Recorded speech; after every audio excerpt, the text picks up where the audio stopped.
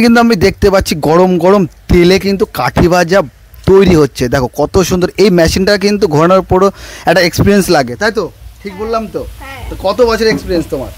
8 বছর। 8 বছর, তাই তো? আচ্ছা, এই কাঠি ভাজার প্রাইসটা কি আছে? এটা হচ্ছে আমি পাইকারি বিক্রি করি 4 টাকা করে, বাজারে দাম আছে 5 টাকা করে। 5 টাকা করে, তাই তো? আচ্ছা, এই দেখো গরম গরম। আর একটা কথা যেটা আমি বলার ছিল, যে এই যে তেলটা, এই তেলটা দিয়ে কালকে ভাজা হবে? তেল প্রতিদিনেরটা প্রতিদিনই শেষ হয়ে যায়। শেষ হয়ে যায়? হ্যাঁ। কি বলো, আগুন টেনে নিচ্ছে এত এত তেল? আগুন এত টানবে কেন? মাল তো কম হচ্ছে না, প্রতিদিন 60 কিলো 70 কিলো বেসনের কাজ হচ্ছে। আচ্ছা, বেসনই টেনে নিচ্ছে, তাই তো?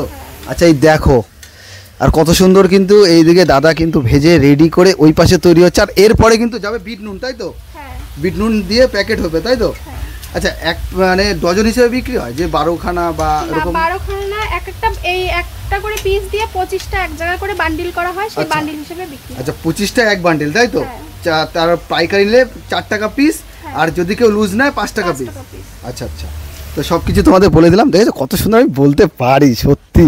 এই দেখো কত সুন্দর করে তৈরি হচ্ছে, ঘুরিয়ে ঘুরিয়ে কিন্তু তৈরি হচ্ছে এই সেই কাঠি ভাজা, যেটা তোমরা আমিও খেয়েছি, আমার বাবা মাও খেয়েছে, ঠিক আছে, অনেক আগে খেয়েছে, কিন্তু অনেকদিন আমি দেখিনি। কিন্তু ট্রেনে গেলে দেখা যায় বিশেষত। তোকে একদিন বলিনি ট্রেনে যে খাবি কাঠি ভাজা? তুই না, আমি সব খাই না, কিন্তু ভালো লাগে, গরম গরম ভালো লাগে ভাই, সিরিয়াসলি গরম গরম ভালো লাগে।